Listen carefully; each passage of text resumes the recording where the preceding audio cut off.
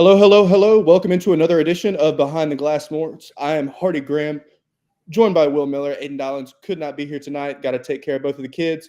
You know how it always goes. That's the life of being a father of two young, beautiful girls.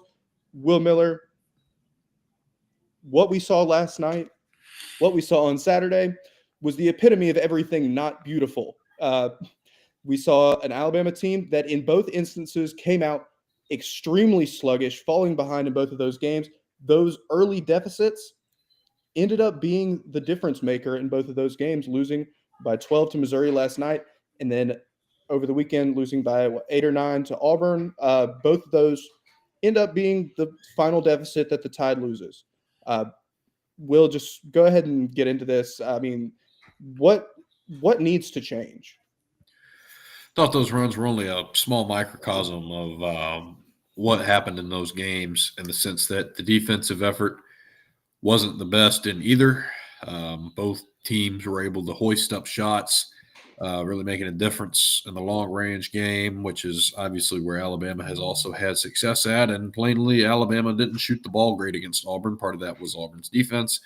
Better night percentages wise, obviously against Missouri, but still nothing to show for it other than, you scored 98 points, but you still let up 110 and got beat by double digits on the road in a crucial game. So I guess my thought on that is these are two that as much as you'd like to just flush them, move on to the next thing. Kentucky on Saturday, big deal. Lots of major underlying issues on full display over the last couple of games. Yeah, I completely agree. The one thing that sticks out to me, everyone's been talking about the defense needs to improve, the turnovers need to improve, the lack of fouling. All of that can be encapsulated into one word, and that is focus. This team, appears at times to not be locked in, focused on what they need to do. Coming out in those sluggish starts, both of these back-to-back games, and really frankly a handful of games this season, it just kind of shows where this team's headspace is at. Making a bunch of very dumb errant passes, that's just showing a lack of focus, trying not necessarily to do too much, but just not thinking clearly when it comes to making the play that you need to make. I messaged earlier that there was been some issues with Mark Sears. Obviously, yesterday was his birthday. He drops 35 in the game, and the Tide needed him to score all 35 of those points to have a chance to win it. However, that was paired with 4 turnovers. Saturday, definitely not the same type of game for Mark. He really struggled mightily. Both of these games, the Tide kept inching closer. Was able to close the gap down a little bit, and it just appeared that they were never quite able to get back into it. The Auburn game, they did tie it up at one point, but every single time they'd reach that point, instead of, just finally slamming their foot on the gas one final time to get over the hump, it would be a lapse in judgment or a defensive mistake, not rotating correctly, allowing a team to get a putback or something like that, fouling them. Last night, obviously, Missouri shot a crazy amount of free throws. Shooting 41 free throws is insane. And, I mean, just look at this. Look at this game from Mizzou. Mark Mitchell, shout out to him. I mean, he's done a very good job. He's been a very integral piece to Dennis Gates' Missouri team and how successful they can be. But when you have a guy like Cliff Amore that you bring in, he's supposed to be the defensive anchor. I know he's been dealing with some injury stuff, but he hasn't quite lived up to some of the expectations we put on him earlier this season. Grant Nelson still struggles defending down low. The perimeter defense, they were letting Caleb Grill, who in 2020, as a member of the UNLV Running Rebels, went off for 27 in Maui against the Tide. That's just the nature of how things are. Players are sticking around a lot longer via the COVID year, all of that stuff. Next year, it'll more or less be all of the COVID guys gone, except for the people that get medical red shirts, if I'm not mistaken. So we'll see how things kind of play out in terms of roster construction and everything like that. But right now, the teams that are winning games, and Alabama's the same way, teams that are winning games, the teams with a lot of older veteran players. You know, people like to joke Auburn's team, everyone is 25 years old. Not necessarily the case, but they are one of the oldest teams in college basketball this season, and it's paying dividends on both ends of the floor and in all the games they've played. Auburn is very experienced, obviously, age being but a number. But this Alabama team obviously has plenty of that too. You've got a lot of guys in their last year of eligibility, a lot of these fifth-year guys. Nate Oates brings it up in the press conferences a lot, where it's how he wants to see more effort out of them, more leadership out of them. Makes sense because that's the oldest group on the team, most experienced, and they kind of know the direction that needs to happen to have success. And in terms of Auburn, I definitely think there's more synergy on Auburn's team right now than there is Alabama's. Both teams have had a merciless schedule, but Alabama right now is kind of skidding. Last night, one of the worst games they've played all year, terrible defense, effort.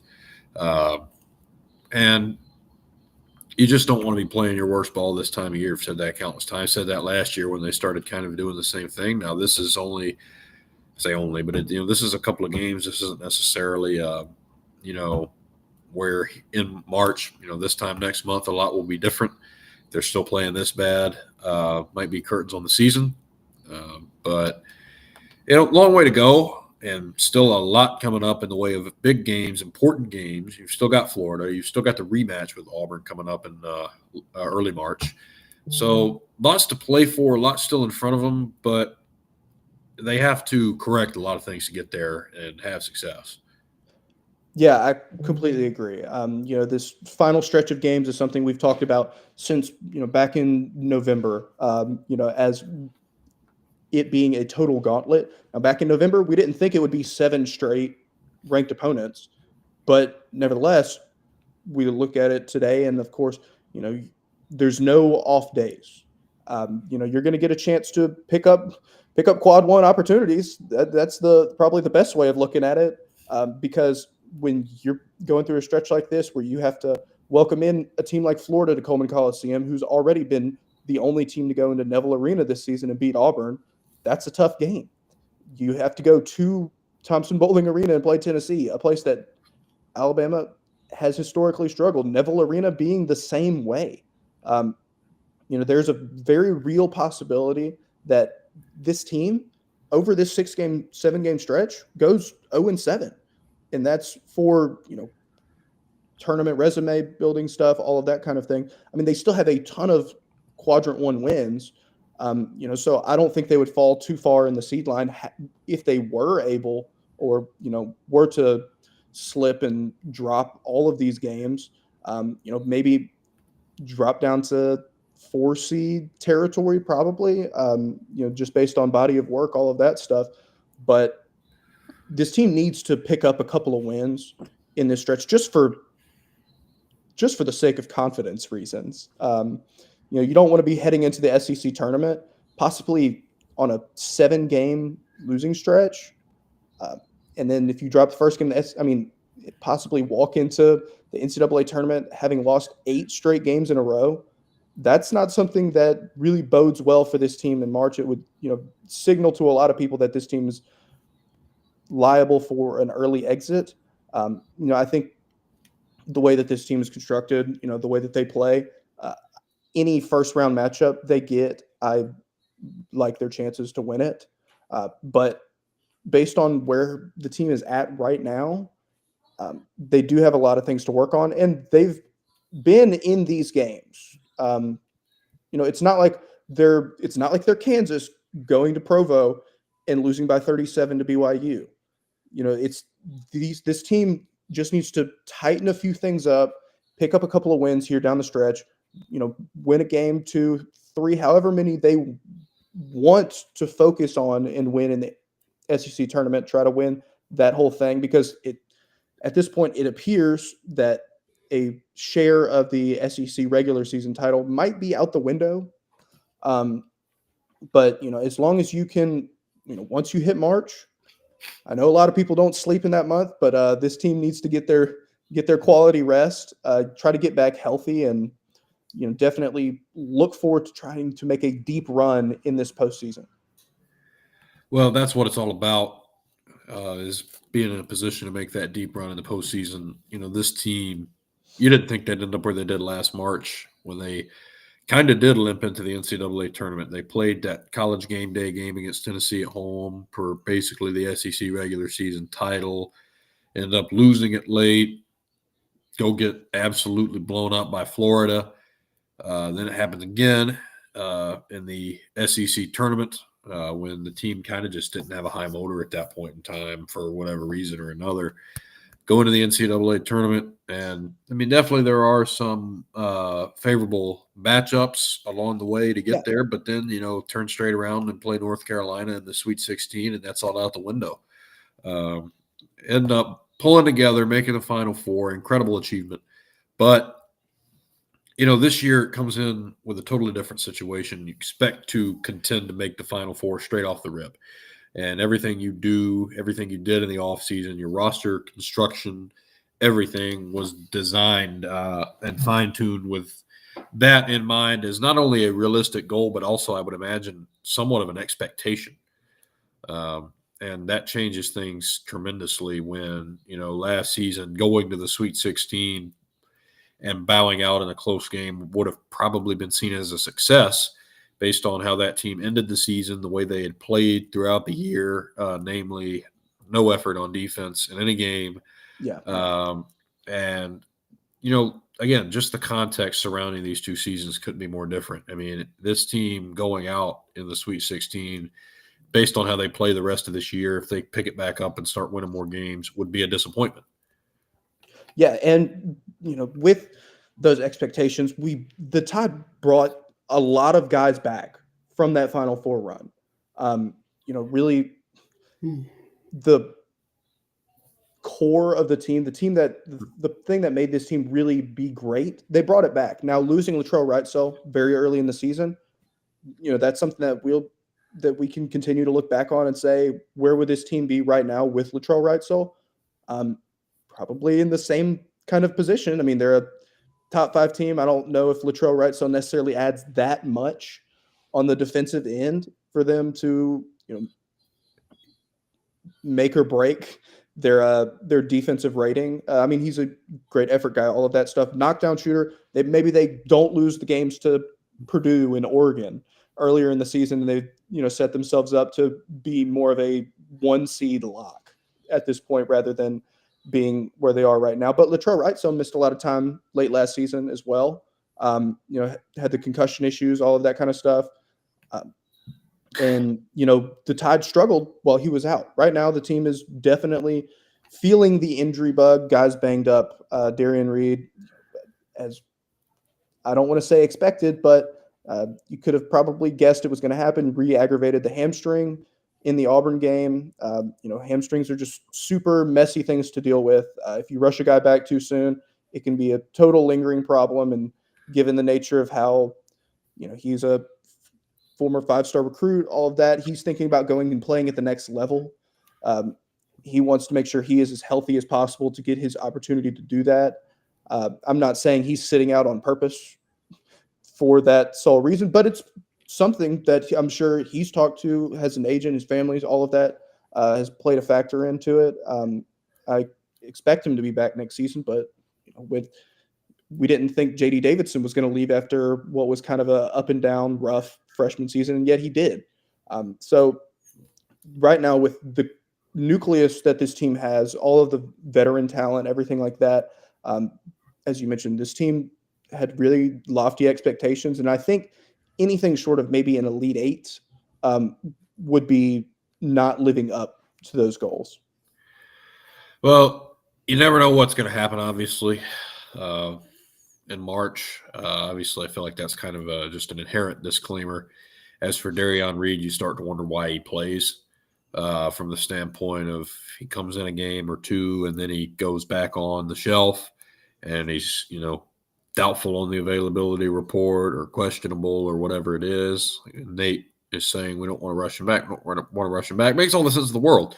Not only does he have a future at the next level, he's also a guy that has the ability to help this team currently out so much, but you want him to be at 100% when he's doing it. And he clearly hasn't been at 100% for a while. Nate did mention he's had a few MRIs on that hamstring as well.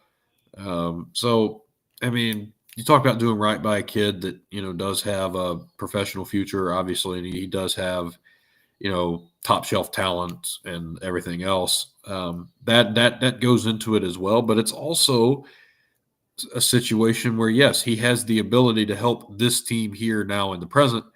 And that is something that you absolutely still have to be mindful of if you do expect him to come back and be healthy first of next month, midway through next month, and potentially play for this team in the NCAA tournament.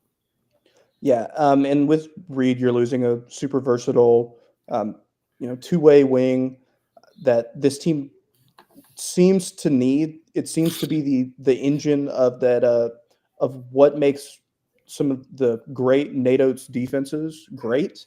And I don't want to sit here and compare Darion Reed to a Brandon Miller or a Herb Jones, because we're looking at like all NBA defensive type of guys. Brandon Miller, possible future all just NBA type of player over there with the Charlotte Hornets. Not saying Darion Reed is that, but it's something that when Nate Oates recruited him, he probably had in the back of his mind. We know Mo Diabate has slotted in, been very good at that 3 spot. He's getting better every single game. He's definitely a candidate that you can look at and you're like, they need to figure out some way to pay him the NIL he's going to ask for next offseason, because some team will look at him and say, we think you can really lift our team up to the next level.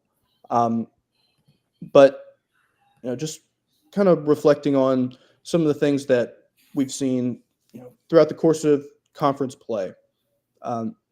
This team has gotten out. They've been front runners in pretty much every game. The only 2 games that they have not led at the half are the 2 games that they've just lost. Graphic popped up on the screen, all that during the Auburn game, said this is the first time Alabama has gone into the half without a lead. Obviously, last night they were down 13 at the half, ended up losing by 12. It's just kind of the nature of how things go. But this team, still has a ton of talent, still has some things that, can always be improved on. But Will, just looking ahead to this Kentucky game, Alabama beat them in Lexington earlier this season. That's whether that is a different Kentucky team than it is now, than Kentucky's playing now. That remains to be seen. But Kentucky's coming off a really good loss or really good win against a Vanderbilt team that's, I think, likely to make the NCAA tournament. Just beat them by, 21 points. Very with that level of confidence coming into Coleman Coliseum, a place that for whatever reason the Tide has not necessarily played at their best this season. What kind of adjustments do you think Nate Oates is going to try to get into for this upcoming game for a team like Kentucky that likes to play fast and do all of the things that this Alabama team likes to do as well? Well, the first game you kind of saw track meet in that first half. Nearly 100 points scored on both sides in a very competitive game. It ended up being 102-97 final score. So Kentucky's a team like Alabama that's going to shoot a lot of 3-pointers, and they're going to make a lot of them. Kentucky's got really good shooters on their team, as they did last year. But they're a lot more of this die by the three that everybody claims Alabama is. I think that mold fits this year's Kentucky team a lot more than this year's Alabama team. You look at the game against Texas, for example, that, as I've said countless times in various conversations, I don't think it's an NCAA tournament team, but they're going to get in probably on the strength of that win because Kentucky did not shoot the ball. They couldn't hit water shooting out of a boat that game. Scoring abysmal. they have a game like that, they're going to lose, and it doesn't really seem to matter who they play.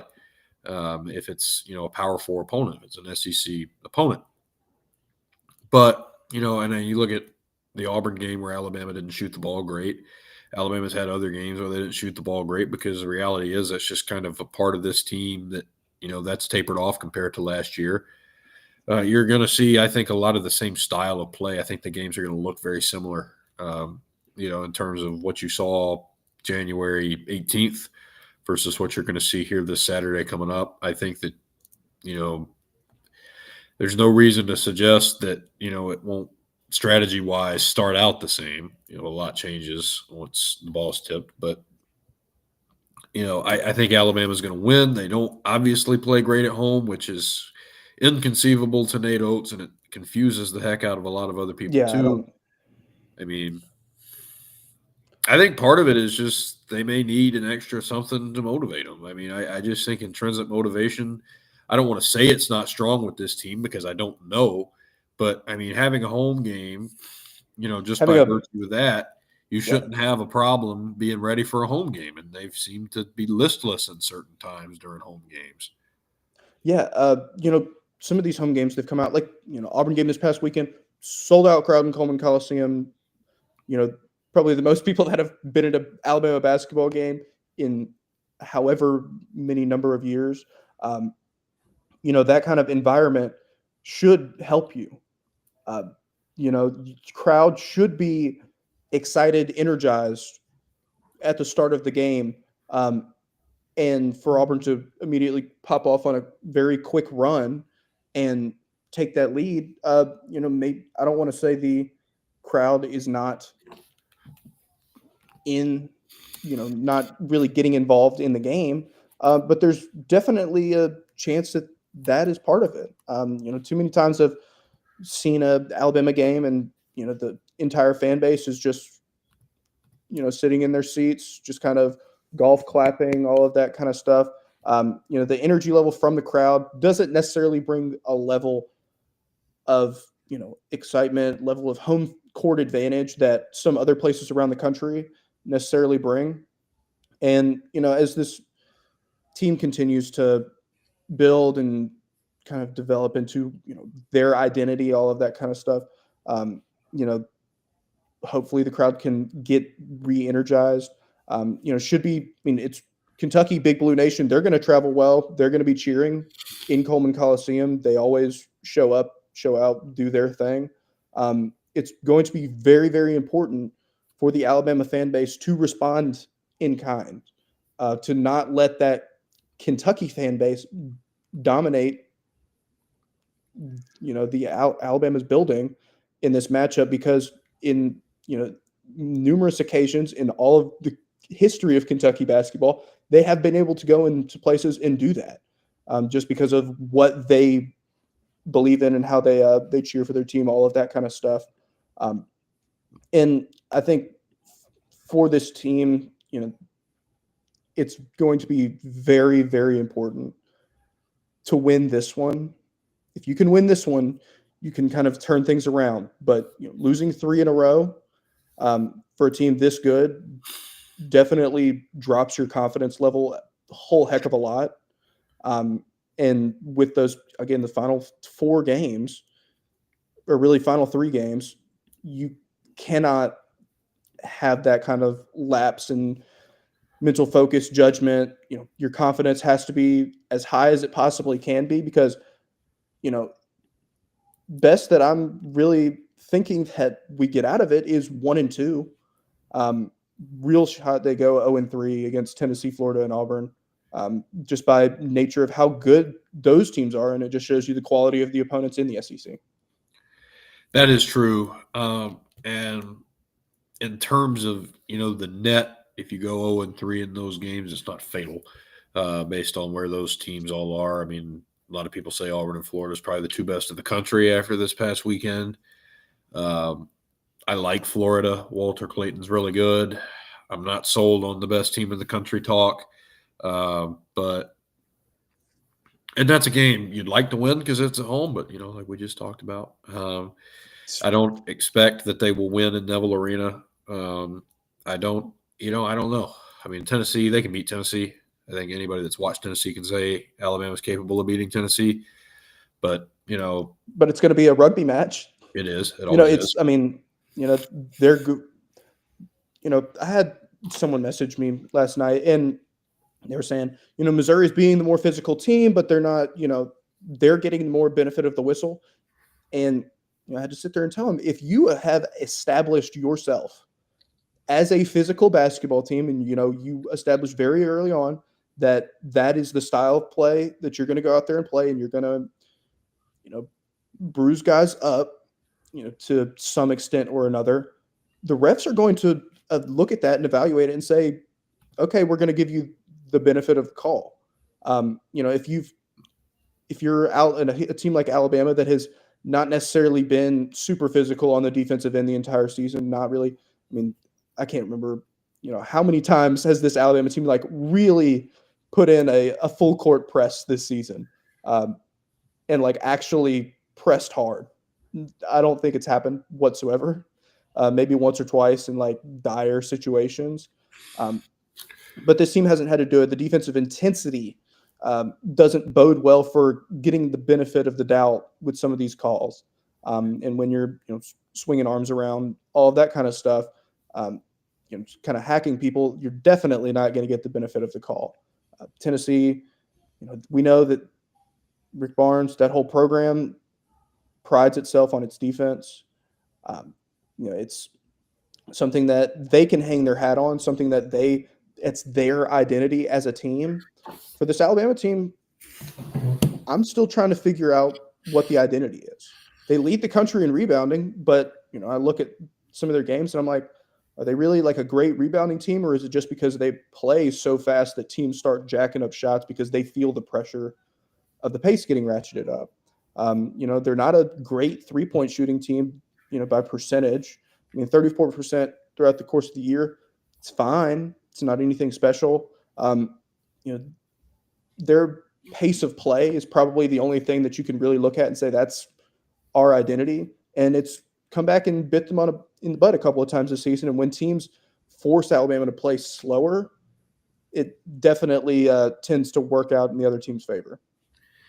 It does, and I think the way Alabama can play as fast as they do is their biggest strength, because if nothing else, you do have the ability to wear another team down, stress them out, turn up the heat, make them get to you, or make you get to them. I mean, and that does make a difference, because the biggest thing with that is if you make another team run that's not used to running. There are some teams that like to slow the game down, hold the ball deep into the shot clock and do all that. They want to, and they're not like Anthony Grant's teams, the teams that play like that. Not as many of them scoring wise, but you get the gist. If you make a team like that run for 40 minutes of a game, you take them out of their comfort zone and you can turn the game into your favor that way. But the problem is they've got a lot of teams in the SEC this year that can go step for step with them, that have no qualms about jacking up shots the way that they do, and they're making them. So that's causing you to be beaten at your own game. You got to foul. You've got to, ramp up the defense when you're not used to, whether it be because of effort or for whatever other reason. It creates problems, and that's some of the strategic issues that you see with this team this year. Yeah, I definitely agree. All of the points that we've kind of mentioned tonight. It's just one of the things that, Nate Oates, the rest of this coaching staff, has to address going into this weekend, going into this final stretch, heading into March, and hopefully into April. This has been Behind the Glass Sports. Thank you so much for joining us. We will be right back here next week talking about hopefully a win against the Kentucky Wildcats, possibly a win against the Mississippi State Bulldogs. Hopefully Josh Hubbard does not have another career performance. We've seen a couple of guys have career performances against the Tide this season. Mark Mitchell, Josh Hubbard have been two of the most recent ones. Nobody's been able to beat Eagle Staff's number, though. They have not been able to do that. We'll see if Kobe Bryant or a member of the Kentucky Wildcats, Big Blue Nation,